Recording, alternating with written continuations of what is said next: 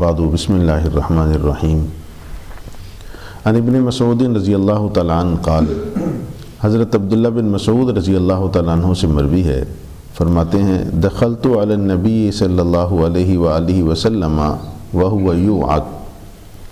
ایک مرتبہ میں جناب نبی کریم صلی اللہ علیہ وآلہ وسلم کی خدمت میں حاضر ہوا تو آپ بخار میں مبتلا تھے۔ فقلت یا رسول اللہ انک توعک وعکا شدیدا، تو میں نے عرض کی کہ یا رسول اللہ آپ کو تو بہت سخت بخار ہو رہا ہے۔ قال اجل، آپ صلی اللہ علیہ وآلہ وسلم نے فرمایا کہ ہاں، انی اوعک کما یوعک رجلان منکم، بے شک مجھے تم میں سے دو آدمیوں کے بخار کی بقدر بخار ہوتا ہے۔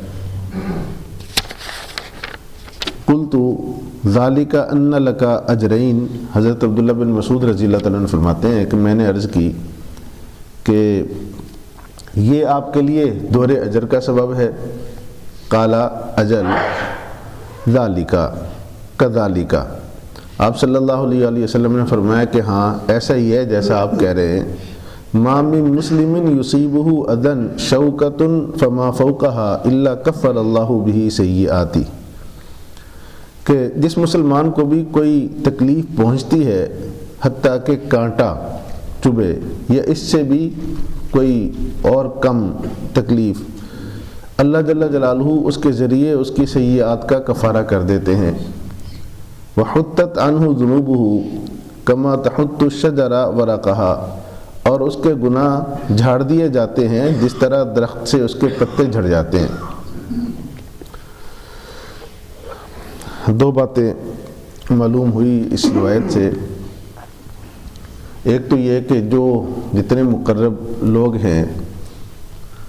تکلیف ان پر بھی آتی ہے اور بسا اوقات ان پر دوسرے لوگوں کی نسبت زیادہ آ جاتی ہے۔ جیسے جناب نبی کریم صلی اللہ علیہ وآلہ وسلم کا بخار اور عام امتی کا بخار فرمایا کہ مجھے دوہرا ہوتا ہے، اور دوسری جگہ جناب نبی کریم صلی اللہ علیہ وآلہ وسلم نے ارشاد فرمایا کہ ان اشد البلاء الانبیاء ثم الامثل فالامثل، سب سے شدید آزمائشیں نبیوں پر آتی ہیں، پھر جو روحانی اعتبار سے ان کے قریب تر ہوتے ہیں ان پر آتی ہیں۔ تو یہ تکلیف کا آنا کسی کا یہ اس بات کی علامت نہیں ہے کہ الیاذ باللہ کوئی اللہ تعالیٰ کی طرف سے کوئی ناراضگی ہے، بسا اوقات رفع درجات کے لیے ہوتا ہے۔ پھر آپ صلی اللہ علیہ حضرت عبداللہ بن مسعود رضی اللہ تعالیٰ عنہ نے آپ صلی اللہ علیہ وآلہ وسلم کی اس تعلیم کی روشنی میں ہی فرمایا کہ آپ کو تو پھر اجر بھی دوہرا مل رہا ہوگا، تو آپ صلی اللہ علیہ وآلہ وسلم نے فرمایا کہ ایسا ہی ہے جیسا آپ کہہ رہے ہیں۔ پھر آپ نے ایک اصول بیان فرمایا جس مسلمان کو بھی کوئی تکلیف پہنچتی ہے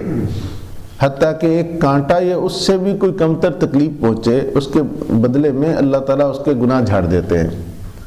تو اس روایت سے دوسری بات یہ معلوم ہوتی ہے کہ آقا کریم صلی اللہ علیہ وآلہ وسلم نے دیکھیں معصوم ہیں، آپ کے تو کوئی گناہ نہیں ہے، نہ سیئات ہیں آپ کے، لیکن آپ جو اصول بیان فرما رہے ہیں اس میں تواضع چھلک رہی ہے کہ یہ جو تکلیف آتی ہے اس سے سیئات اللہ تعالیٰ ان کا کفارہ کر دیتے ہیں اور ان کے گناہ جھاڑ دیتے ہیں۔ حالانکہ نیک آدمی پر جو تکلیف ہوتی ہیں وہ اس کے رفع درجات کے لیے ہوتی ہیں، مزید اس کو بلندیاں عطا کی جا رہی ہوتی ہیں، اس کے گناہ جھڑنے کا مسئلہ نہیں ہوتا۔ لیکن آپ صلی اللہ علیہ وآلہ وسلم نے جو عام اصول بیان فرمایا اس کے اندر اپنے آپ کو اسی میں شامل رکھا کہ ہاں اس سے گناہ جھڑ جاتے ہیں اور اس سے گناہوں کا کفارہ ہو جاتا ہے۔ تو ایک تو یہ ہے کہ خود سے نیک بننے کی، یا یہ دعویٰ کہ میں نیک ہوں، جس کا یہ دعویٰ ہے نیکی کا وہ تو نیک نہیں ہو سکتا، یہ تو پکی بات ہے۔